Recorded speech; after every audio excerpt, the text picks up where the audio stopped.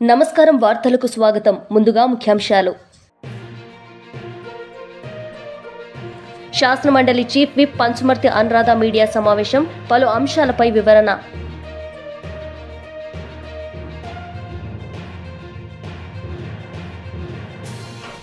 కేంద్ర మంత్రి కిషన్ రెడ్డి మీడియా సమావేశం, పలు అంశాలపై వివరణ.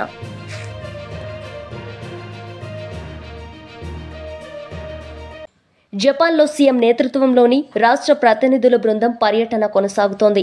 ఒసాకా నగరంలో జరుగుతున్న ఒసాకా ఎక్స్పోలో తెలంగాణ పెవిలియన్ను సీఎం రేవంత్ రెడ్డి ప్రారంభించారు. 5 ఏళ్లకు ఒకసారి జరిగే ఒసాకా ఎక్స్పోలో పాల్గొన్న భారత్లోని తొలి రాష్ట్రంగా తెలంగాణ నిలిచింది.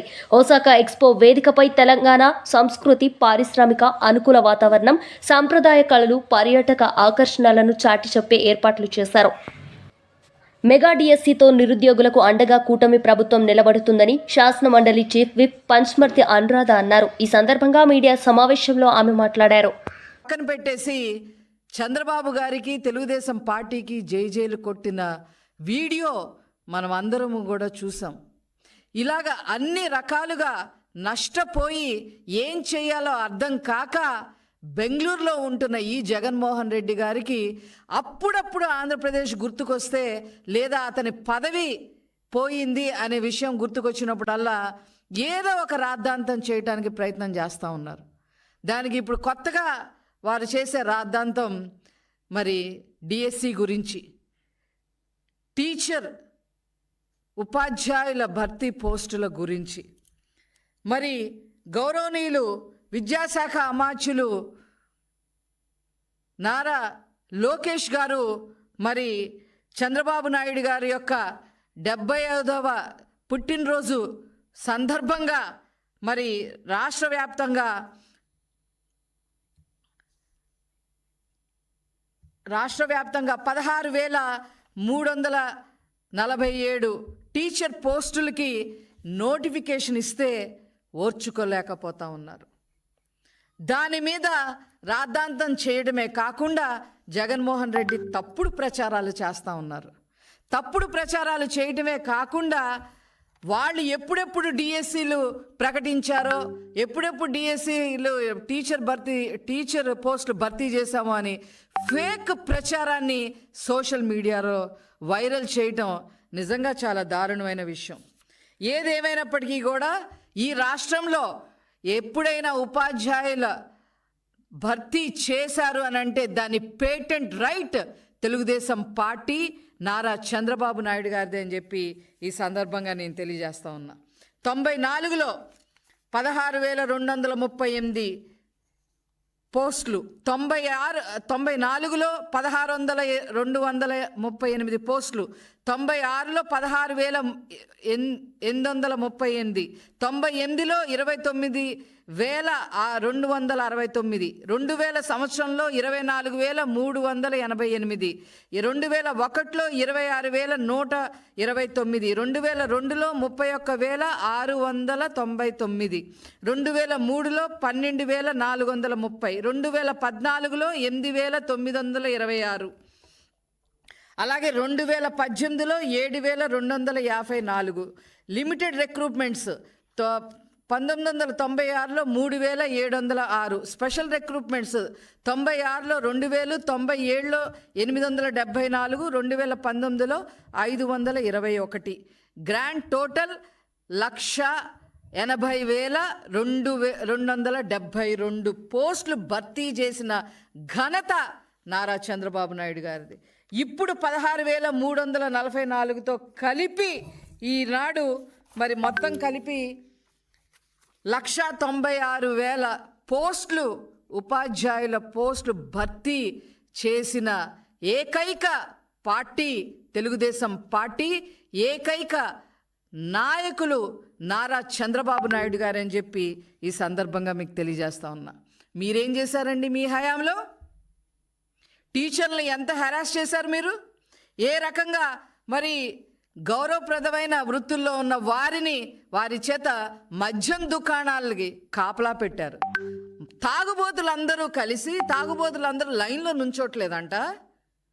మద్యం కొనుక్కోవడానికి. అందుకని మీరు అందరు లైన్లో పెట్టండి అని చెప్పి విద్యార్థులను, ఉపాధ్యాయులను తీసుకొచ్చి వాళ్ళకి అక్కడ బంట్రోత్తులుగా పెట్టిన హీన చరిత్ర వైసీపీ పార్టీ అనే విషయం ప్రజలందరికీ తెలుసు. కానీ వీళ్ళు మర్చిపోయారు, వైసీపీ వాళ్ళు మర్చిపోయారు. అదేవిధంగా వాళ్ళు ఉపాధ్యాయులు అనేవాళ్ళు విద్య చెప్పాలి, ఎడ్యుకేషన్ ఇవ్వాలి, రేపటి పౌరులుగా విద్యార్థులందరినీ తీర్చిదిద్దాల్సిన పరిస్థితి ఉంది. వాళ్ళ చేత బాత్రూములు కూడా కడిగించారు. సిఫార్సు బదిలీ పేరుతో 50 కోట్లు అక్రమాలు చేసి లాగేసుకున్నారు. కావాలని, అంటే ఇవన్నీ చేయటం వల్ల ఉపాధ్యాయులు వాళ్ళకి నెగిటివ్గా ఉంటున్నారనే ఉద్దేశంతో ఎన్నికల విధుల నుంచి కావాలని తప్పించాలని కూడా ప్రయత్నం చేయటం జరిగింది. అంతేకాకుండా నోటు పుస్తకాలు తనిఖీ చేయట్లేదని టీచర్లపై ఒత్తిడి తీసుకురావడం జరిగింది. ఈ యాప్లని, ఆ యాప్లని, అవి భర్తీ చేయాలి, మీరు ఇవి రాయాలి, ఆన్లైన్లో ఇవన్నీ భర్తీ చేయాలని, ఏవేవో ఇష్యూస్ అన్నీ భర్తీ చేయాలని చెప్పి 13 యాప్లు తీసుకొచ్చి ఉపాధ్యాయులకి నిద్ర లేకుండా చేసిన AP Haj committee ex chairman BS Ghouse Lazam media సమావేశం నిర్వహించారు. ఈ సందర్భంగా ఆయన మాట్లాడారు. థయాలజిస్టులుగా చేసి ముస్లిం పండితులను అవమానించడమే కదా దీనికి నిదర్శనం అని చెప్పేసి నేను ఈ మీడియా ముఖంగా చెప్తున్నాను. ఆ ముగ్గురి పేర్లు సబ్ క్లాస్ 3లో Pathan Khader Khan expert in Muslim theology, Syed Shahi Sultan Moosavi expert in Muslim theology, Sheikh Hasan Basha expert in Muslim theology. వీళ్ళు ముగ్గురు పార్టీకి హార్డ్ కోర్ తెలుగుదేశం కార్యకర్తలు. ఇందులో హసన్ బాషా అనేటువంటి వ్యక్తి, ఆయన తెలుగుదేశం పార్టీలో రిసెప్షనిస్టు. వీళ్ళను ఎవరు పడితే వాళ్ళను థయాలజిస్టుగా, ఇస్లాం పండితులుగా మీరు సృష్టించడంలో చేయడంలో మీ మతలబ్ ఏంటనేది నేను ఇవాళ ఈ తెలుగుదేశం పార్టీకి, ఈ కూటమి ప్రభుత్వానికి ప్రశ్నిస్తున్నాను. అలాగే తొలిసారిగా జీవితంలో ప్రతి ముస్లిము తొలిసారిగా మక్కా యాత్రకు వెళ్ళాలని అందరూ భావిస్తారు. అలాంటి తొలిసారిగా మక్కా యాత్రకు వెళ్ళేటువంటి వారిని ఈ మత గురువులు వాళ్ళను ఒక ట్రైనప్ చేసి అక్కడ మక్కాలో ఎటువంటి పరిస్థితులు ఉంటాయి, అర్కాన్లు అంటారన్నమాట ముస్లిం పద్ధతిలో కార్యాలు. ఒక హజ్ యాత్రికుడు మక్కాకి వెళ్ళిన తర్వాత అక్కడ కొన్ని కార్యాలు చేయాల్సినటువంటి పరిస్థితి ఉంటుంది. అందులో ఒక్కటి కూడా మిస్ కాకుండా ఆ కార్యాలు పూర్తి చేసుకోవడానికి అర్కాన్లు అంటారు అరబీ భాషలో.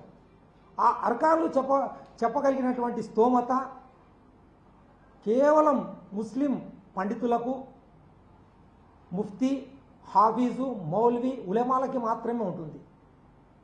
అటువంటి ఉలెమాలను పక్కన పెట్టి పార్టీ కార్యకర్తలను తెచ్చి థయాలజిస్టులుగా జీవోలు పొందుపరిచి ఇవాళ మీరు ముస్లిం పండితులను అవమానింపజేసే విధంగా చేస్తున్నారన్నమాట. తెలుగుదేశం పార్టీ ముస్లింలను అవమానించడమే ఒక కార్యక్రమంగా పెట్టుకునింది. మొన్నటికి మనం చూస్తే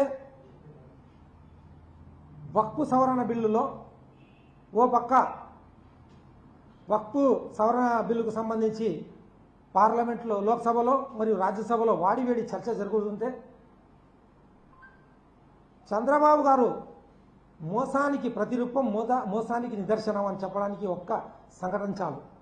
అక్కడ ఆ విషయం వాడివేడి చర్చ జరుగుతుంది వక్ఫ్ యాక్ట్కు సంబంధించి. ఇక్కడ ముస్లిం మత పెద్దలతో 70 మంది ముస్లిం మత నాయకులతో 70 మందితో ఆయన టెలికాన్ఫరెన్స్లో మాట్లాడుతున్నాడు. ఒక పక్క ఏమో ఆ బిల్లుకు పూర్తిగా మద్దతు ఇస్తున్నారు వాళ్ళు, ఒక పక్కమో ఈయన ముస్లిం పెద్దలను 70 మందిని లైన్లో తీసుకొని ఇంకా ఆ బిల్లు పైన నమ్మకం కలిగిస్తూ ఏ విధంగా మోసం చేయాలి, ఏ విధంగా కళ్ళబొల్లి మాటలు చెప్పాలని చెప్పేసి ఆయన ప్రవర్తించినట్టు తీరు ప్రతి ఒక్కరు గమనిస్తున్నారు.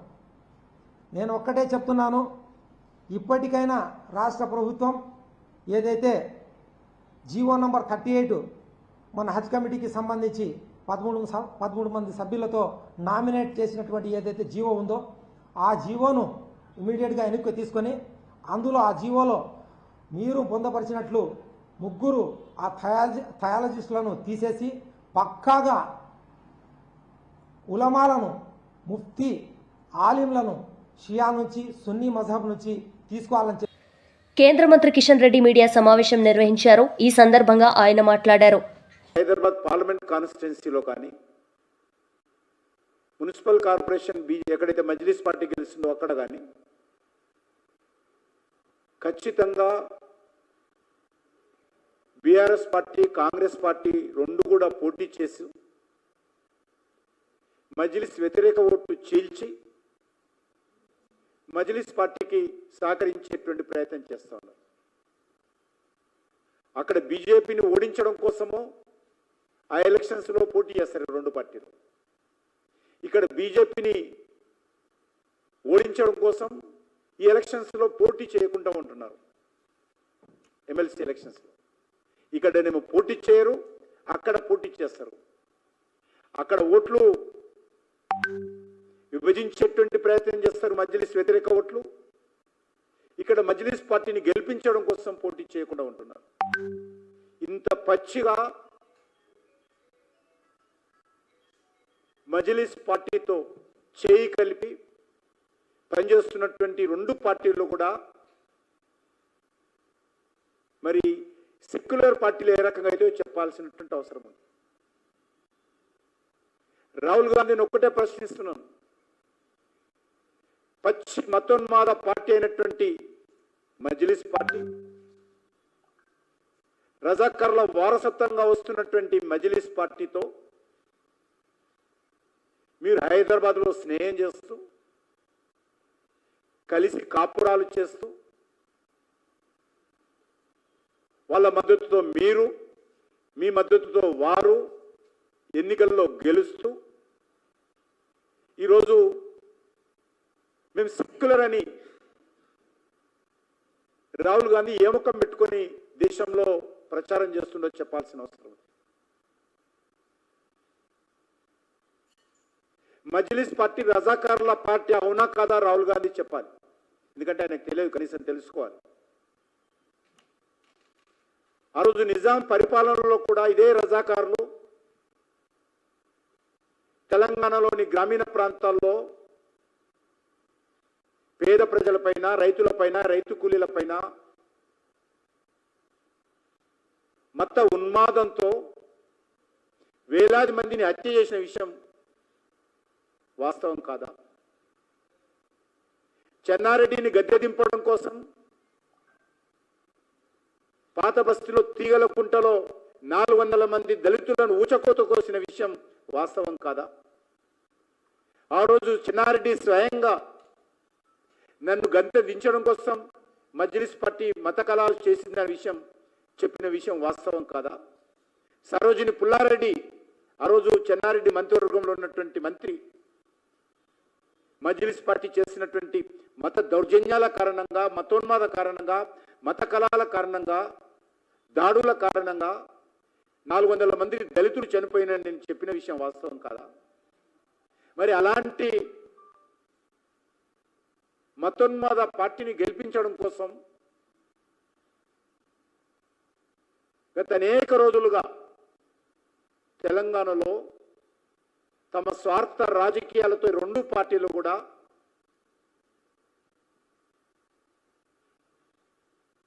మజ్లిస్ పార్టీ యొక్క అడుగులకు మడుగులు ఎందుకు ఒత్తుతున్నారో చెప్పాల్సిన అవసరం ఉంది. మజ్లిస్ పార్టీ మోచేతి నీళ్ళు ఎందుకు తాగుతున్నారో చెప్పాల్సినటువంటి అవసరం ఉంది.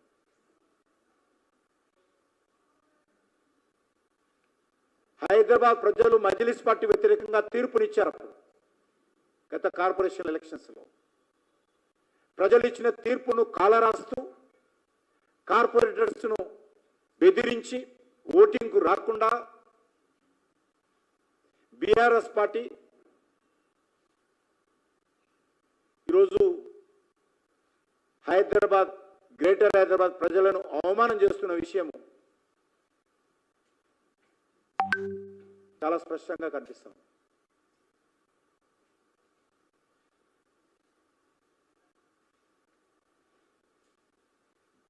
ఈ హైదరాబాద్ నగర నుంచి జరుగుతున్నటువంటి ఈ యొక్క ఎమ్మెల్సీ ఎన్నికల్లో మాకు పూర్తి విశ్వాసం ఉంది. మజ్లిస్ను వ్యతిరేకించేటువంటి వాళ్ళు, రజాకారుల ఆలోచనను వ్యతిరేకించేటువంటి వాళ్ళు,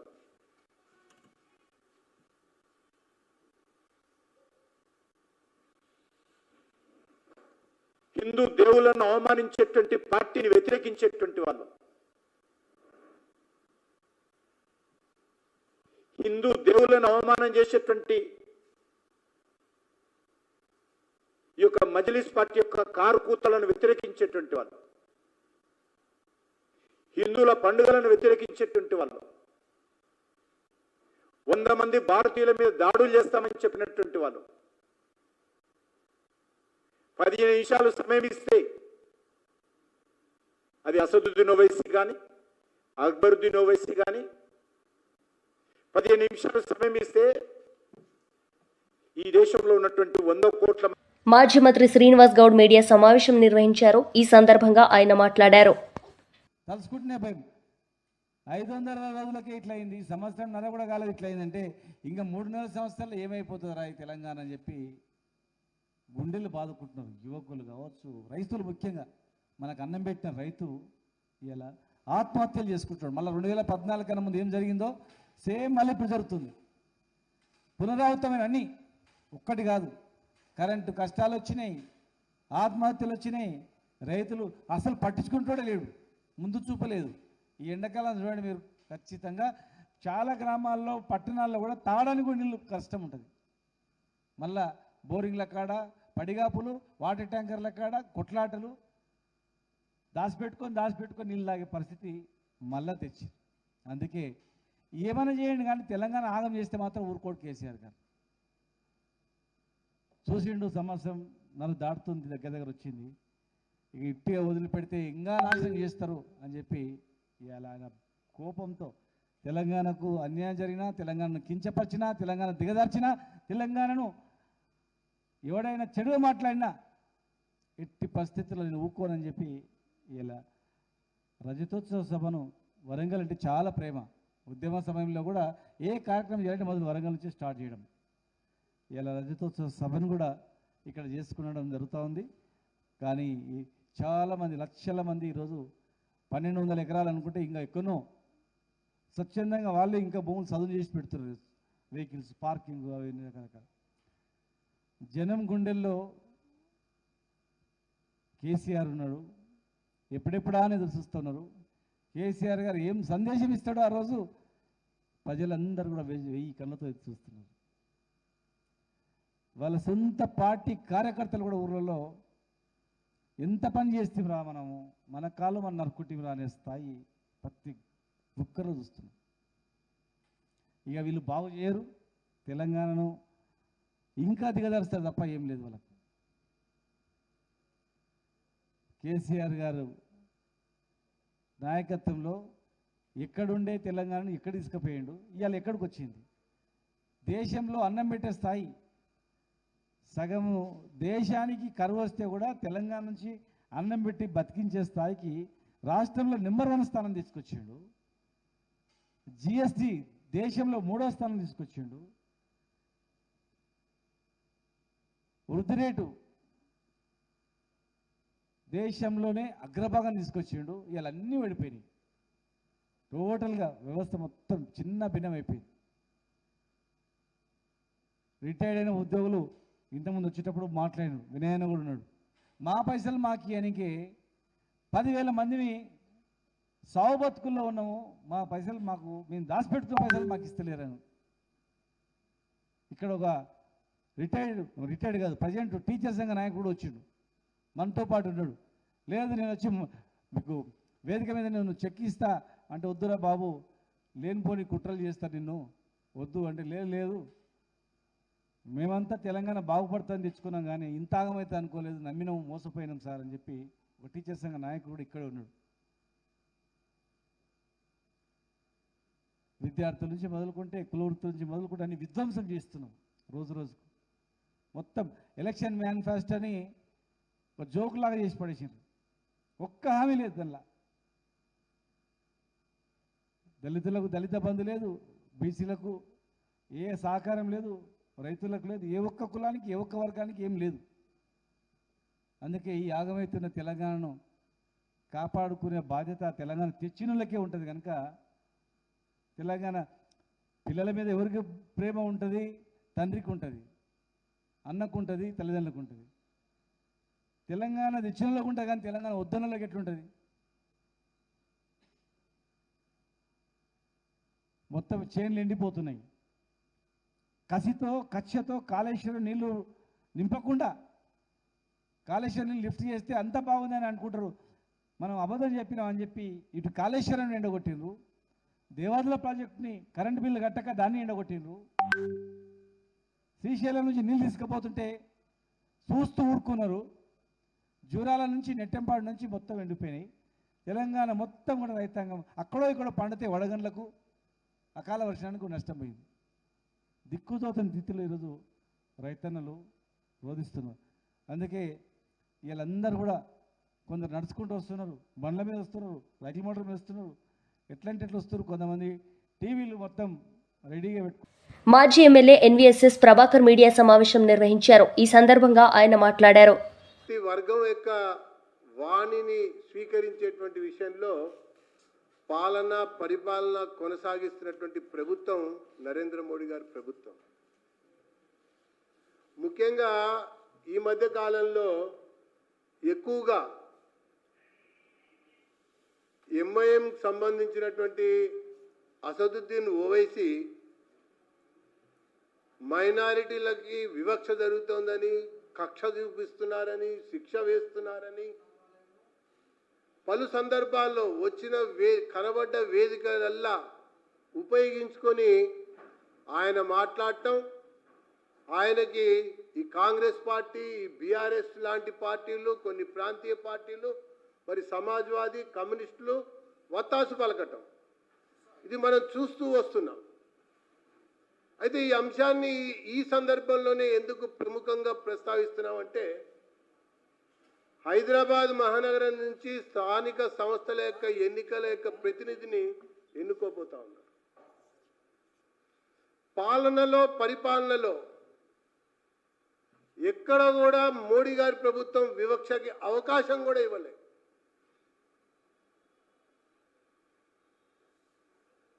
అది పిఎం కిసాన్ సమ్మాన్ నిధి అమలు విషయంలో బీజేపీ పాలిత రాష్ట్రాల్లో మైనారిటీలకు కూడా అందింది. ప్రధానమంత్రి ఆవాస్ యోజనలో మైనారిటీలకు కూడా అందింది.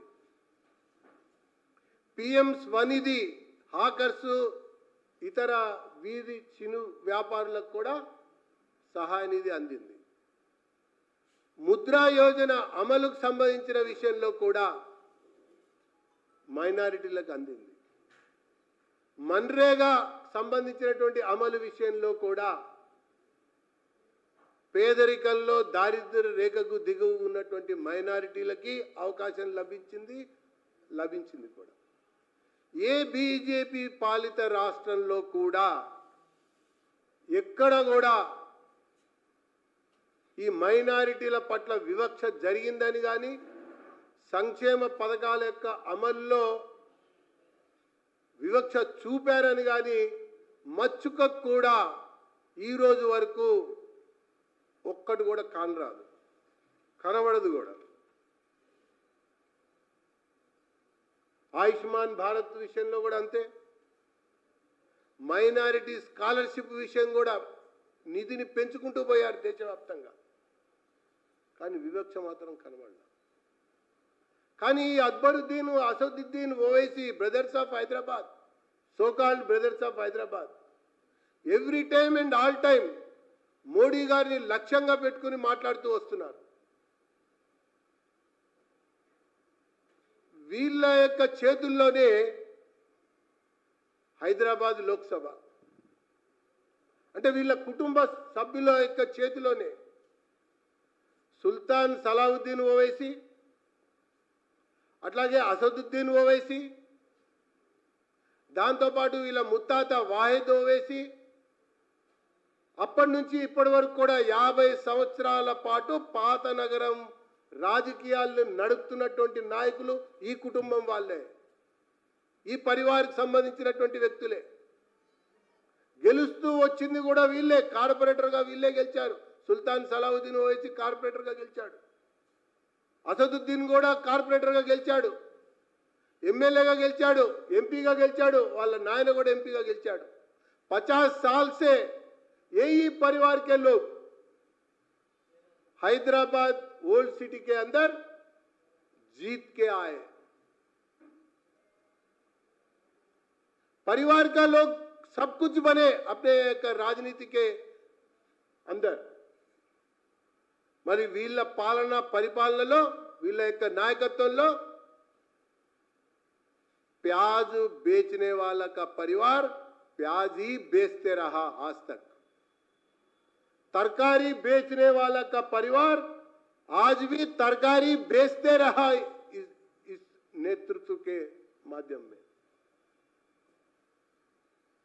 వార్తలు ముగించే ముందు ముఖ్యాంశాలు మరోసారి. శాసనమండలి chief whip Panchumarthi Anuradha media సమావేశం, పలు అంశాలపై వివరణ.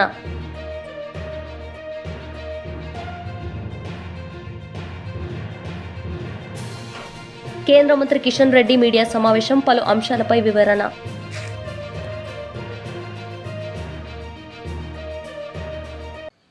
ఈ వార్తలు ఇంతటితో సమాప్తం. తిరిగి ప్రసారమయ్యే వార్తల్లో మళ్ళీ కలుద్దాం. అంతవరకు సెలవు. నమస్తే.